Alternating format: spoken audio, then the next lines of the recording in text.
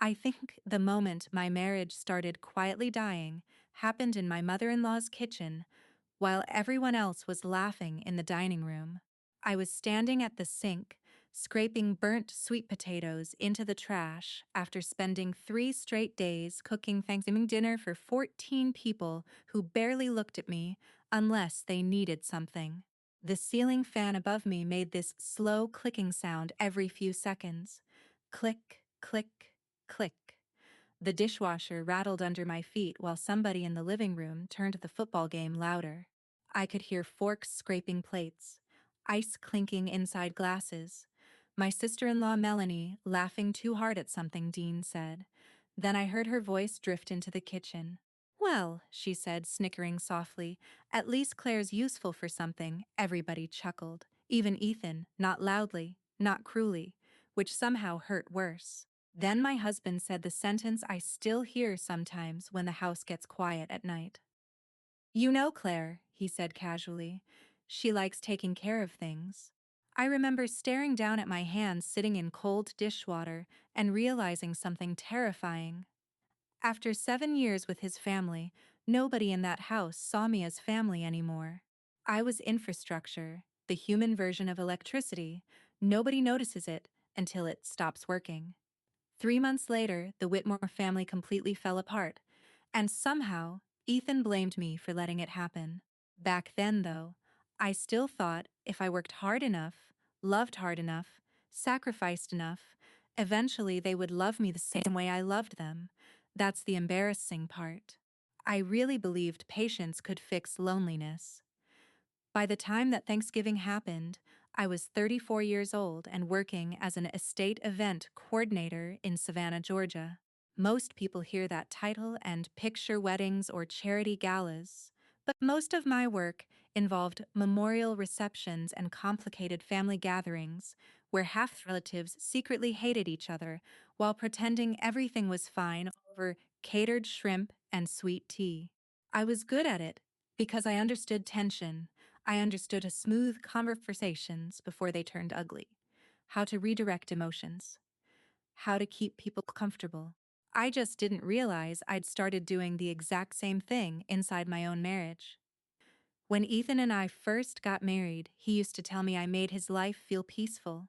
We'd sit on our tiny back porch eating takeout after midnight while he talked about expanding his marine equipment business, and I honestly believed I'd found one of the good men. He was warm, funny, easy to love. The kind of man who remembered how I took my coffee and rubbed my shoulders while I cooked. Back then, he noticed things. That changed so gradually I almost missed it happening. First, he stopped thanking me for little things. Then he started assuming I would handle them automatically. Then eventually, everybody else started assuming it too. By Thanksgiving, I had spent almost 72 straight hours managing his family. I coordinated sleeping arrangements when Dean brought his teenage sons unexpectedly. I picked up Patricia's heart medication after she forgot it at home. I spent $400 on extra groceries nobody offered to reimburse me for. I calmed Melanie down after she got into another screaming match with her husband in our driveway, 15 minutes before dinner. Nobody noticed any of it. At one point that afternoon, Dean walked into the kitchen holding a stack of catering invoices from a family memorial event I'd helped organize weeks earlier. "You're better with paperwork than me," he said casually, dropping them beside my coffee. "Can you figure out what still needs paying?" I remember blinking at him because he hadn't even asked, just assumed. Melanie wasn't much different. While I arranged sentences across the dining table, she leaned against the counter sipping wine and said, "You always decorate like you're trying to impress strangers." I laughed softly because that's what I always did. Made things easier. Ethan overheard her and chuckled awkwardly without correcting her. That tiny moment sat heavier in my chest than it should have. Because after a while, the pain isn't really about the comments themselves. It's about realizing nobody protects you from them. Not even the person who promised he would. That night, after dinner finally ended, everyone migrated into the living room while I stayed behind cleaning. like always. I watched them through the doorway. Patricia curled up in the armchair, smiling at her children. Dean arguing about football.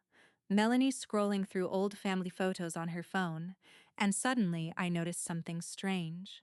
In 7 years, there wasn't a single framed picture of me anywhere in Patricia's house. Not one. I had hosted birthdays there, Christmas, anniversaries, funerals. I had cooked in that kitchen until my back hurt, but somehow I still looked like a visitor in every memory they displayed. Later that night, long after everyone left, I stood in the dark hallway outside our bedroom while Ethan talked on the phone downstairs. "Yeah, Claire can handle it," he said lazily. I froze. There was a pause while whoever he was speaking to answered. Then Ethan laughed softly. "No, trust me, she loves organizing this stuff." My stomach tightened. I walked halfway down the staircase quietly enough that he didn't notice me standing there. "It'll mean a lot to Mom," he continued. "Claire's already basically planning the whole vow renewal memorial anyway." I felt something inside me go very still, because he hadn't asked me. Not once. He had volunteered me again like I was part wife, part unpaid employee. Ethan finally hung up and stretched tiredly before turning off the kitchen light. I stepped back into the shadows before he could see me. And for the first time in 7 years, I didn't feel hurt.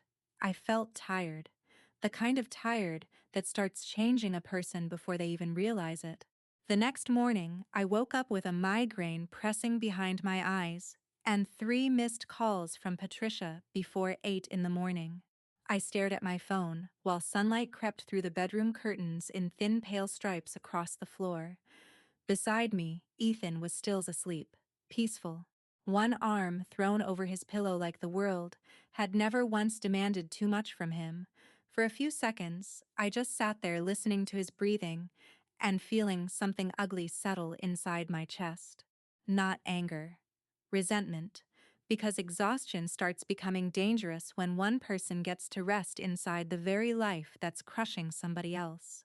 By 9:30, I was sitting at our dining room table surrounded by folders, fabric samples, catering contracts, floral invoices, and seating charts for Patricia's vow renewal memorial dinner. Technically, it wasn't even a real vow renewal anymore. Ethan's father had passed 2 years earlier after a stroke, but Patricia suddenly decided she wanted a memorial celebration honoring their love story. Which sounded beautiful until you realized she expected me to organize the entire thing with less than 3 weeks' notice. "Mom's emotional about this," Ethan told me while buttoning his work shirt that morning. "I just want it to be special." I looked up from my laptop. "Do you?" He paused. "Do I what? Want it to be special?" The question hung there longer than either of us expected.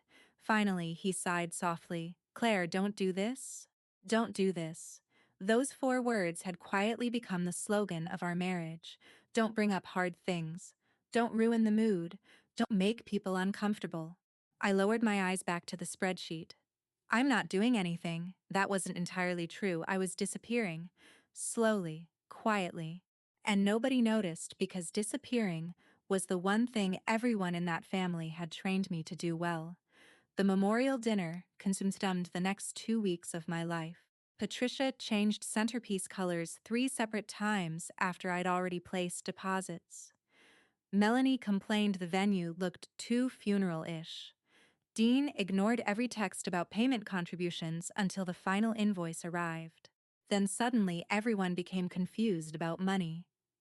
"You're better at keeping track of this stuff than me," Dean said one afternoon while standing in my kitchen eating crackers straight from the box. I stared at him. He was 46 years old, a father of 2, and somehow still speaking to me like I was his unpaid assistant. I smiled anyway, because by then smiling had become muscle memory. That same night, I stayed up until almost 1 in the morning, helping Ethan reorganize invoices for his marine supply company after one of his employees messed up payroll records. He sat beside me, rubbing his temples while I sorted paperwork into neat stacks across the table. "You'd honestly be amazing at running this businesses?" he murmured distractedly. I laughed softly. "I practically already do." He smiled without really hearing me. Seriously, he continued, I don't know what I'd do without you. That should sounded loving. Instead, it made me feel trapped. Because there's a difference between being loved and being depended on. And women like me confuse those things all the time. Few days later, Patricia invited us to lunch to discuss family heirlooms she wanted displayed at the memorial dinner. The entire meal felt tense before it even started. Melanie spent most of it criticizing the floral arrangements I'd chosen. These flowers look kind of sad, she said while sipping iced tea. Maybe Claire's leaning too hard into the dead husband theme. Patricia gave a nervous little laugh. Ethan stared at his plate, and there it was again, that silence. That awful silence people use when disrespecting you has become so normal, nobody even notices it anymore. Then Patricia disappeared upstairs and came back carrying a velvet jewelry box. Inside sat a pearl bracelet Ethan's grandmother used to wear in old family photographs. Oh, Melanie, Patricia said warmly, fastening it around her daughter's wrist. This belongs with blood family. Something seeped inside me tightened so sharply I almost stopped breathing, not because of the bracelet. Because 3 years earlier, I had secretly paid to restore that bracelet after Patricia accidentally damaged the clasp and cried about it for weeks. Nobody at that table remembered that, except me. I glanced at Ethan, just once, waiting for him to say something, anything, but he only shifted uncomfortably in his chair and reached for his water glass. That night, I stood alone in our bathroom removing my makeup while Ethan brushed his teeth beside me. You've been quiet lately, he said casually. I looked at him through the mirror. Have I? Mom thinks you're upset about the memorial stuff. I let out a tired little laugh. Of course she does. Ethan frowned slightly. What's that supposed to mean? I turned toward him slowly. You know what's funny? I asked. Your family only notices me emotionally when I stop making their lives easier. He looked confused immediately. Defensive, like I'd started speaking a language he didn't understand. You know they appreciate you, he said. I almost asked him to prove it. Instead, I just nodded because deep down I already knew something terrifying. People who truly appreciate your sacrifices usually don't require so many of them. The memorial dinner arrived on a cold, rainy Saturday evening. Candles flickered across white tablecloths, while old jazz music drifted softly through the ballroom speakers. Everyone kept complimenting the event. The food, the flowers, the slideshow, the atmosphere. Nobody complimented me directly. I floated between tables refilling drinks, coordinating servers, fixing seating confusion, calming Patricia's nerves before speeches. Working, always working. At one point, I caught my reflection in the ballroom mirror. Black dress, tired eyes, polite smile stretched too tightly across my face. I looked like hotel staff at my own marriage. Then Dean made a joke about inheritance after too much bourbon. Melanie snapped back immediately. Within minutes, old family resentments exploded across the table so fast it made my stomach twist. You've always cared more about money than this family, Melanie hissed. Dean slammed his glass down. At least I didn't abandon every time things got hard. Patricia suddenly burst into tears. And then she said the sentence that changed something inside me forever. This family was happier before everybody started interfering in things that used to work just fine. The entire table went silent. I felt every pair of eyes shift toward me for one horrible second. I waited. God, I waited for Ethan to finally defend me. Instead, he lowered his gaze to the tablecloth like a man hoping conflict would disappear if he stayed quiet long enough. Something cold spread through my chest.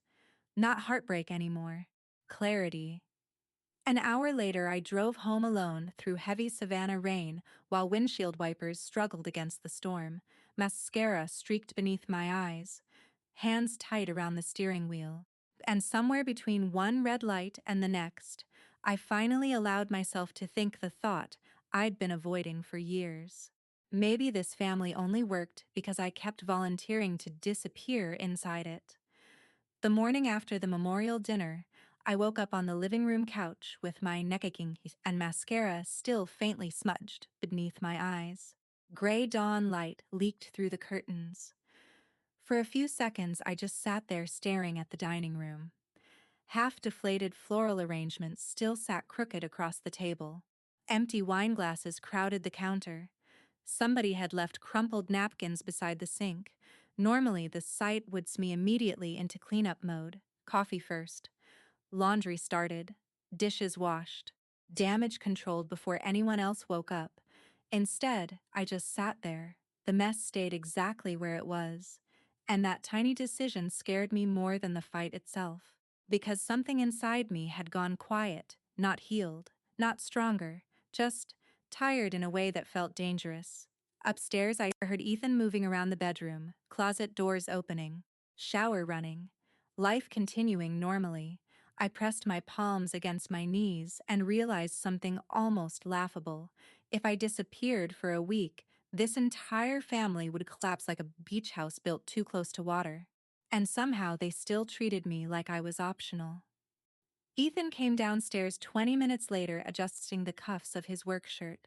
He stopped when he saw the untouched dining room. "You okay?" he asked carefully. I looked at him. For years, that question would have cracked me open emotionally. I would explain everything: the exhaustion, the hurt, the loneliness.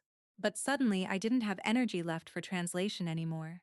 "I'm fine," I said quietly. His eyes drifted toward the mess again. "You didn't clean up?" I almost smiled. That was the first thing he noticed. Not my swollen eyes, not the fact I slept downstairs. The dishes. "I'll get to it later," I said. He hesitated like he wanted to say something else. Instead, he grabbed his keys. "Mom called twice this morning. She's upset about last night." Of course she was. I nodded once. Ethan lingered near the doorway. "Can you maybe talk to Melanie too?" Things are getting kind of tense. There it was again, the invisible assignment. Fix this, smooth this over. Carry this so nobody else has to feel uncomfortable. For the first time in our marriage, I said no, very softly. "I don't think I can." Ethan blinked, like the answer genuinely confused him. "What do you mean?" "I mean, I'm tired." The words sat awkwardly between us. Then he sighed the way people do when someone becomes inconvenient unexpectedly. "Claire," he said carefully, "everybody's stressed right now." I stared at him. That was always the defense. Everybody's stressed. Everybody's emotional. Everybody's overwhelmed. Everybody, except me somehow. After he left, I carried my coffee onto the back porch and sat alone listening to rain drip from the oak trees behind our yard. My phone buzzed nonstop beside me. Patricia, then Melanie, then the family group chat. I ignored all of it. At first, guilt twisted through my stomach so sharply I almost reached for the phone automatically. But then something strange happened. The world didn't end. No sirens, no catastrophe, just silence. I sat there almost 40 minutes without solving a singles problem. I honestly couldn't remember the last time I'd done that. Around noon, another message appeared from Melanie. "Can you call Mom? She's crying again." A second later, "Honestly, Claire, you've been acting weird lately." I stared at the screen, feeling absolutely nothing. That scared me too, because women like me survive on emotional responsiveness. We panic when people are upset. We fix, we soothe, we over-explain. But something inside me had finally started shutting down from overuse. Later that afternoon, Ethan called while I was reorganizing old work files in my office. "Did you remind Mom about her cardiologist appointment tomorrow?" he asked distractedly. I paused. No silence. "You forgot?" I almost laughed again. Forgot. Like Patricia's appointments existed naturally inside my brain, instead of because I spent years memorizing them for everyone else. "I didn't forget," I said calmly. "I just didn't handle it." Another pause. "Well, can you text her the address at least?" I leaned back slowly in my chair. "You have the address, Ethan." The line went quiet. Not angry quiet, confused quiet. Like he genuinely understood why I suddenly wasn't functioning the way I always had before. That evening, I met Naomi for dinner downtown. I hadn't seen her in almost 8 months, even though she lived less than 20 minutes away. That's what happens when your entire life becomes emotional maintenance for other people. You slowly disappear from your own friendships too. Naomi worked as a hospice grief counselor, which meant she had the unsettling ability to look directly at people instead of the version they performed for everyone else. The second I sat down across from her at the little seafood restaurant near River Street, she frowned. "You look exhausted," she said immediately. I smiled automatically. "I'm okay." "No," she said gently. "You're functioning. That's different." Something in my chest tightened unexpectedly. The waitress brought our drinks, and I spent the first 15 minutes doing what I always did: minimizing, explaining Ethan, defending Patricia, softening Melanie.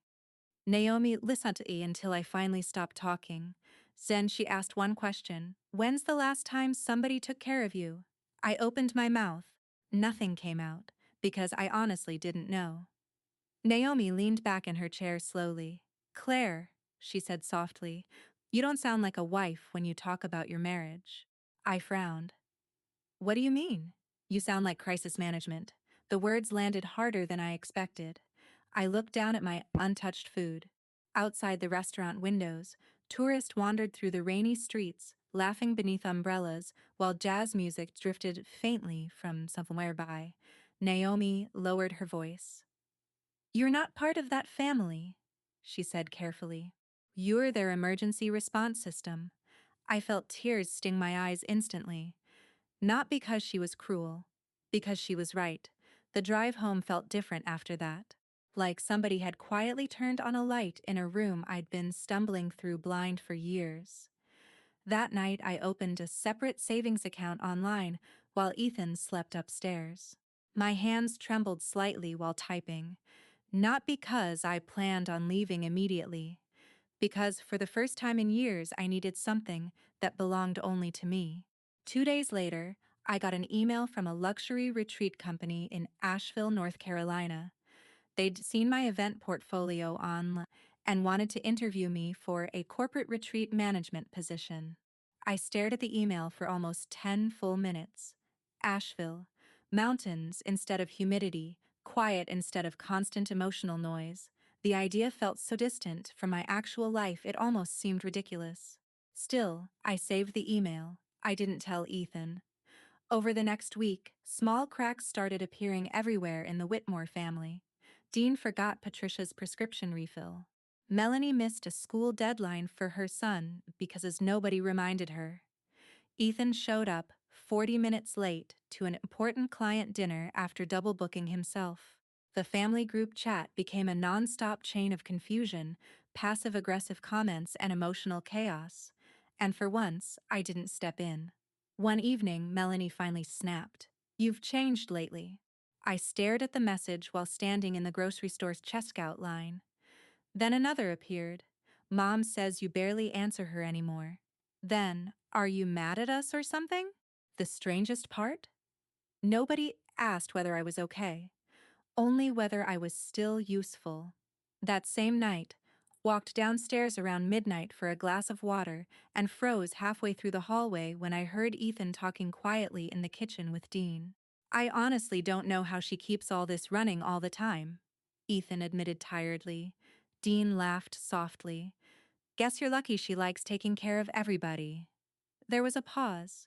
Then Ethan said something that changed everything inside me. "Yeah," he murmured quietly. "I probably depend on her more than I should." I stood completely still in the darkness. Because suddenly I understood the truth I'd spent years avoiding.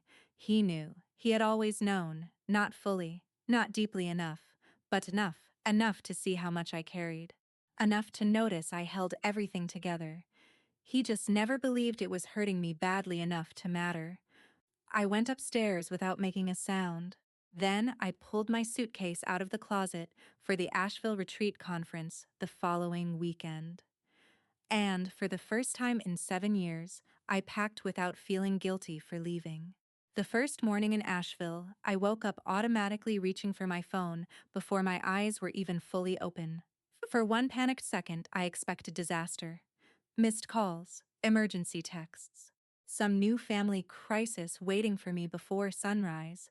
Instead, there was only silence. Cold mountain light spilled through the hotel curtains in soft gray stripes across the bed, while distant birds echoed somewhere beyond the balcony. I lay there staring at the ceiling, confused by the strange looseness inside my chest. Then my phone buzzed. Patricia, Mr. Ruth. Call. A minute later, another one. Then Ethan. Then the family group chat exploding with messages I didn't open immediately. I turned the phone face down on the nightstand and walked onto the balcony instead. The air felt completely different from Savannah. Cooler, sharper, cleaner somehow.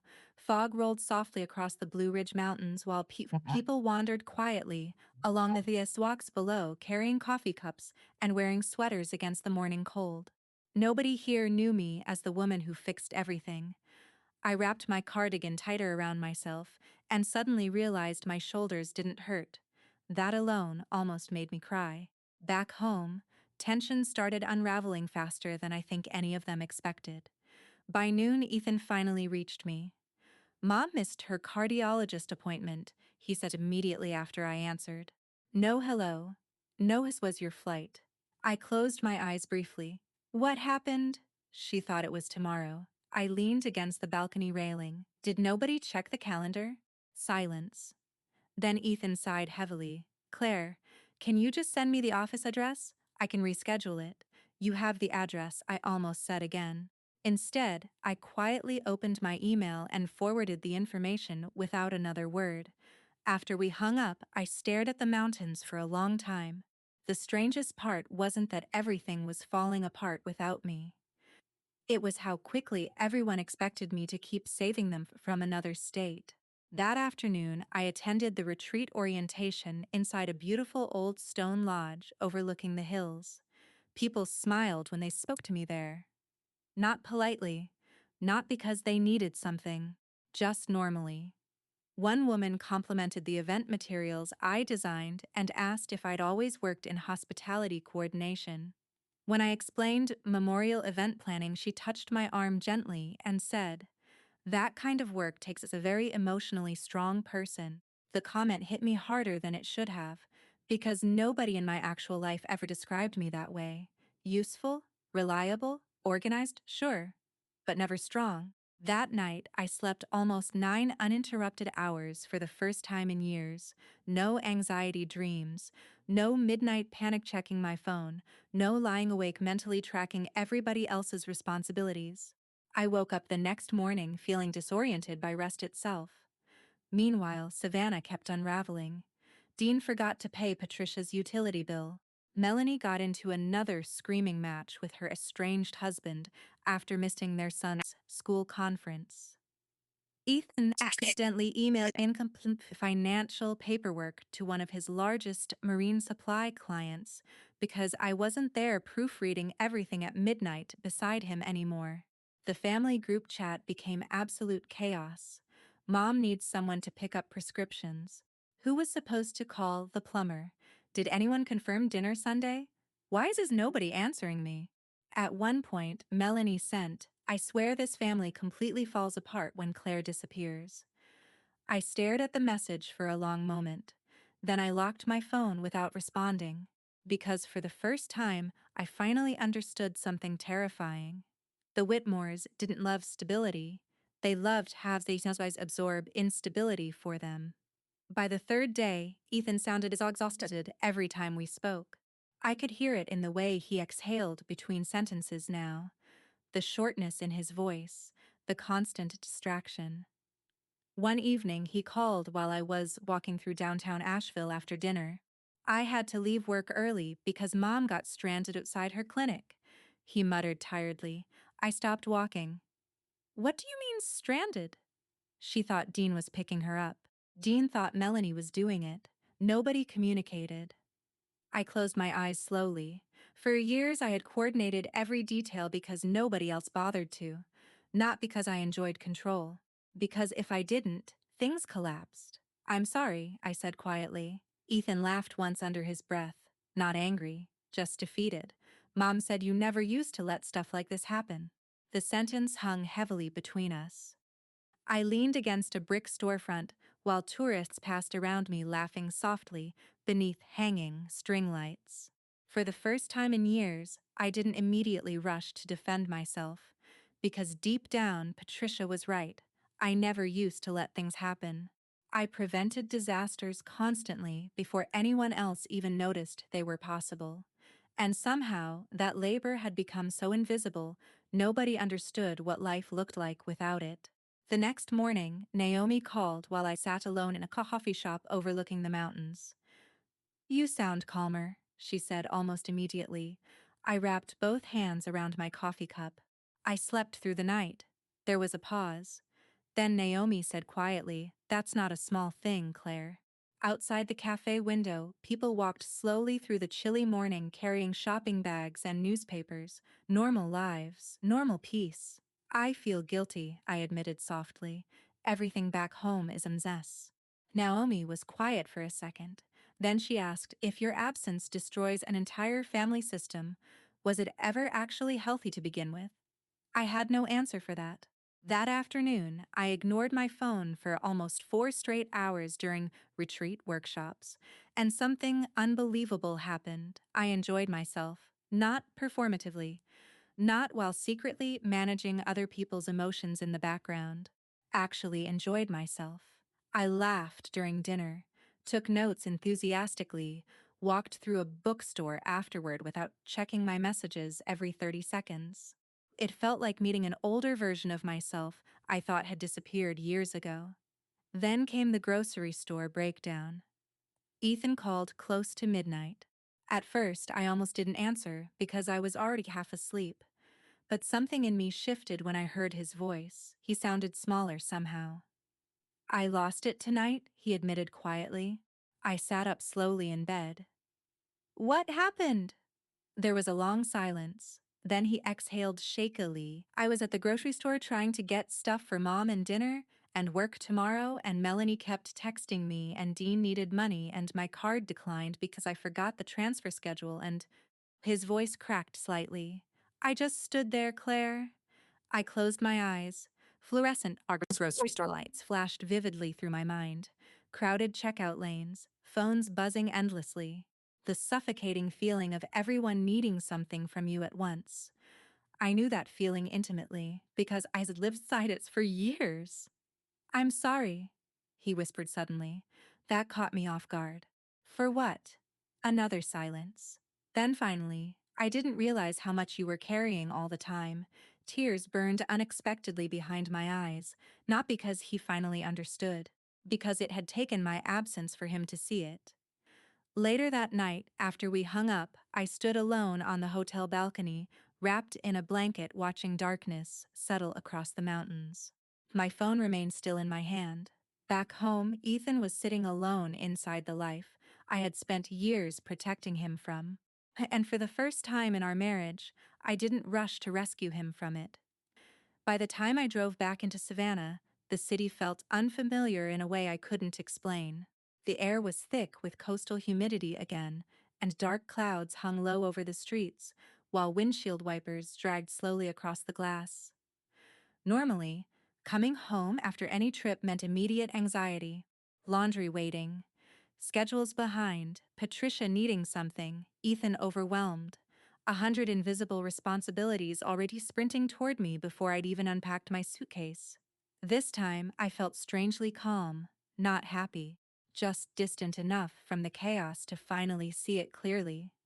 When I pulled into the driveway, Ethan opened the front door before I even turned off the engine. For a second, he just stood there watching me through the rain, and I realized something unsettling. He looked exhausted, not regular tired, the kind of tired that changes the shape of someone's face. Dark circles under his eyes, tension pulled tight around his mouth, shoulders heavier somehow. I carried my suitcase inside quietly. The house smelled faintly like takeout containers and damp laundry. A pile of unopened mail sat crooked across the kitchen counter. Patricia's medical paperwork spilled out beside Ethan's work invoices. The dishwasher was full of clean dishes nobody had unloaded. Tiny signs of a life no longer being managed invisibly. Ethan reached for my bag awkwardly. I've got it, she said gently. He let go immediately. That alone told me how different things felt now. Old Ethan would argued, joked, tried smoothing tension over before it became uncomfortable. Now he just looked uncertain. Like a man realizing the person he depended on might no longer belong to him in the same way. How was Asheville? He asked quietly. I set my purse down slowly. Peaceful, something flickered across his face at that word, guilt maybe, or grief. I missed you, he admitted. I looked at him carefully. And for the first time in our marriage, I noticed how often he'd said those words only after life became harder for him. Before I could answer, Patricia's voice called from the hallway. Oh good, you're home. Not, I'm glad you're back. Just relief. Like customer service had returned after a system outage. Within 10 minutes, she was already handing me medical insurance paperwork. I couldn't make sense of these forms, she said, sliding papers across the counter. You're so much better with this stuff than I am. I stared down at the stack quietly. Then I pushed it back toward her. I can't do this tonight. The silence afterward felt almost physical. Patricia blinked at me. Oh, she said finally. That single syllable carried confusion, disappointment, and irritation all at once.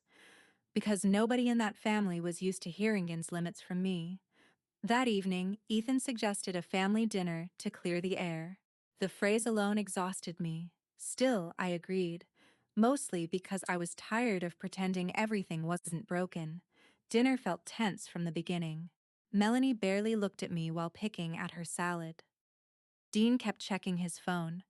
Patricia moved around the kitchen with exaggerated sighs while Ethan tried too hard to sound normal. And for once, I didn't rescue the atmosphere. I let the silence sit there. Eventually, Melanie snapped first. You've been acting really different lately. I looked up calmly. Have I?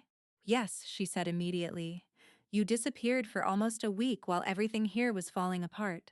There it was. Not, are you okay? Not, you seemed overwhelmed. Only accusation that I stopped carrying everybody. I folded my napkin carefully onto my lap. I got tired, I said quietly. The room went completely silent. Because people expect women like me to explain exhaustion politely, not state it plainly. Dean cleared his throat awkwardly. Patricia stared at her plate. Ethan watched me carefully like he was finally seeing someone unfamiliar sitting across from him. I looked around the table slowly. You all know what's funny? I asked softly. Every single person in this family noticed immediately when I stopped fixing things. Nobody answered. I coordinated appointments, paid bills, planned holidays, managed fights, helped Ethan with his business, handled emergencies, covered money problems, smoothed over conflicts. My voice stayed calm, and somehow none of you noticed I was drowning until your lives became inconvenient. Patricia looked wounded immediately. That's not fair. No, I interrupted gently.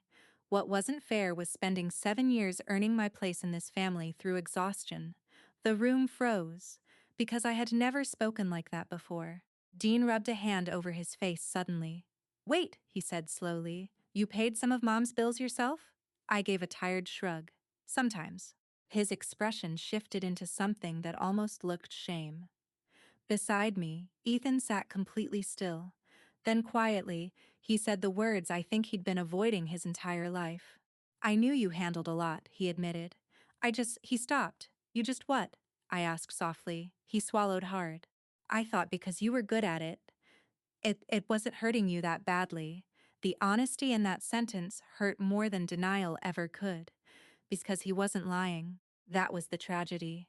He really had watched me slowly disappear and mistaken competence for happiness. Melanie suddenly laughed bitterly under her breath. You know what the worst part is? She muttered. Mom compared all of us to you constantly. Patricia looked horrified. Melanie, no, she snapped. It's true, Claire always handled everything. Claire always stayed calm. Claire always fixed things. Her eyes finally lifted toward me.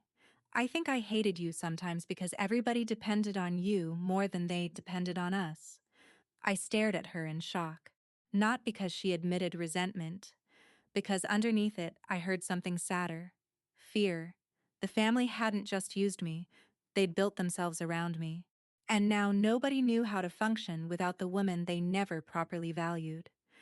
Later that night, after everyone finally left, Ethan and I sat alone in the kitchen. The house was quiet except for the low hum of the refrigerator. I don't know how to fix this, he admitted quietly. I studied him across the table. For years, hearing vulnerability from him would instantly activated my compassion. But something had shifted inside me in Asheville. I no longer wanted to save people from feelings they needed to experience. I'm not angry anymore, I said softly. He looked up, and for the first time since I'd known him, Ethan actually looked afraid. That's what should scare you, I whispered. The strange thing about finally stopping was realizing the world didn't end afterward. It just became louder for everybody else. Over the next few weeks, the Whitmore family slowly started adjusting to a reality where I no longer absorbed every uncomfortable emotion before it reached them. Not gracefully, not immediately, but they adjusted. Ethan started managing his own calendar instead of shouting questions from across the house. While searching for misplaced paperwork I'd secretly organized the night before. Dean finally sat down with a financial advisor after Patricia refused to keep rescuing him with borrowed money she didn't actually have. Melanie started therapy after her laceration officially turned ugly. And Patricia struggled the most, because for years she had confused access to my emotional labor with closeness. One afternoon, she showed up at our house carrying homemade chicken soup and guilt in equal amounts. Families used to stay connected better than this. She sighed dramatically while standing in my kitchen. Women don't sacrifice for each other anymore. A month earlier, that sentence would have pierced straight through me. I would have apologized, explained myself, started fixing the discomfort immediately. Instead, I just leaned against the counter calmly. I sacrificed plenty, I said softly. Patricia looked startled, not angry, just surprised by the fact I no longer softened my truth to protect hers. Before she could answer, Ethan walked into the kitchen carrying grocery bags. And then something happened that had never happened once in 7 years of marriage. He defended me before I needed defending. "Mom," he said quietly, "Claire doesn't owe everybody unlimited access to her energy." The room went completely still. Patricia blinked at him like she barely recognized her own son. Honestly, part of me didn't either, because Ethan had spent years trying to keep peace by avoiding conflict. Now he finally understood something painful. Peace built on one person's exhaustion isn't peace at all. Later that evening, Patricia sat beside me on the back porch, while the sky turned soft shades of pink over the neighborhood rooftops. For several minutes, neither of us spoke. Then quietly she said, "After my husband died, I think I got scared." I looked at her carefully. She kept staring ahead. "You made everything feel stable," she admitted. I don't think I realized how much I started depending on that. There it was. Not exactly an apology, but closer to honesty than we'd ever been before. And strangely enough, honesty mattered more to me now than guilt ever could. A few days later, I flew back to Asheville for my final interview with the retreat company. This time, the city didn't feel like an escape fantasy. It felt possible. I walked through quiet downtown streets early Saturday morning, carrying coffee while cool mountain air curled through the trees overhead. Nobody there knew me as Ethan's wife. Nobody knew me as the dependable one. Nobody expected me to emotionally manage an entire second, and I walked into it. I was just Claire. And after years of disappearing inside in I used his needs. That felt almost shocking. That afternoon, I toured a small apartment overlooking a bookstore and an old brick courtyard filled with string lights. The leasing agent kept talking while I drifted toward the window, watching fine strangers laugh below. For the first time in years, I imagined a future that didn't automatically center around taking care of everybody else.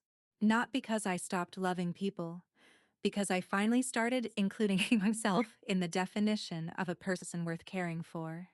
Back in Savannah, another family argument exploded while I was gone. Dean and Melanie got into a screaming match over Patricia's long-term care plans after dinner one night. Normally, Ethan would call me immediately, asked me to mediate, translate, calm everyone down. This time, he handled it himself. Not perfectly, but honestly. Later that night, he called while I sat outside my hotel wrapped in a blanket watching fog settle over the mountains. "You okay?" he asked softly. The question caught me off guard, because he genuinely meant me, not the family, not logistics, not another emergency, me. "I'm okay," I answered quietly. There was a pause. Then he said something I don't think either of us fully understood until that moment. "I kept thinking loving you meant appreciating everything you did for us," he admitted. "I never realized real love also means refusing to let someone drown while they're doing it." I closed my eyes. For years, those words would have immediately healed me. Now, Psel, they simply felt important. Real change doesn't erase damage overnight, but it does make you stop feeling invisible. When I came home again, Ethan had cooked dinner himself. The pasta was overcooked, the garlic bread slightly burnt. I almost laughed when I saw him standing nervously beside the stove waiting for my reaction, and suddenly I realized something unexpected. I didn't want perfection anymore. I wanted partnership. A week later, the entire family gathered for dinner at Patricia's house again. The atmosphere felt quieter than usual, less performative somehow. Halfway through the meal, Dean set down his drink and cleared his throat awkwardly. "You know," he muttered, staring at the table, "I don't think any of us realized how much Claire was holding together around here." Nobody argued. Melanie nodded slowly. Even Patricia stayed silent. Then Ethan looked directly at me and said the words I think I'd needed to hear for years. "We treated Claire like she was responsible for carrying this family." The room went still, and, for the first time since marrying into the Whitmores, I didn't feel invisible sitting at that table. Not because everything magically healed, not because anybody became perfect, but because the truth finally existed out loud instead of trapped inside my body alone. A month later, I accepted a consulting partnership with the Asheville Retreat Company. Not a full relocation, not yet, but enough to build something that belonged only to me. Enough to remind myself I existed outside this family too. That night after dinner, I left dirty dishes sitting in the sink and walked upstairs anyway. I actually stopped halfway down the hallway afterward out of pure habit. For years, I physically couldn't relax knowing there was unfinished work downstairs. But the house stayed quiet. Nobody panicked. Nobody fell apart. I smiled softly to myself and kept walking. Later, I sat at the kitchen table drinking tea while warm coastal air drifted through the open windows. Ethan stood beside the sink quietly loading the dishwasher. No resentment, no passive-aggressive sighs, no expectation that I would jump up and help automatically. Just peace. The dishwasher hummed softly beneath the silence. And suddenly I remembered that Thanksgiving night months earlier when I'd stood alone in Patricia's kitchen, realizing nobody saw me as family anymore. Back then, silence felt lonely. Now it felt earned. I used to think love meant holding everybody together, no matter how badly it hurt me. Now I think real love sounds different. It sounds like people finally learning how to carry themselves. And if you've ever felt like the only person holding a family together while nobody noticed how heavy it was becoming for you, I'd really love to hear your story in the comments. And if this story stayed with you tonight, don't forget to like, share, and subscribe. Because sometimes hearing another woman finally say the quiet part out loud is exactly what reminds us we were never asked for too much in the first place.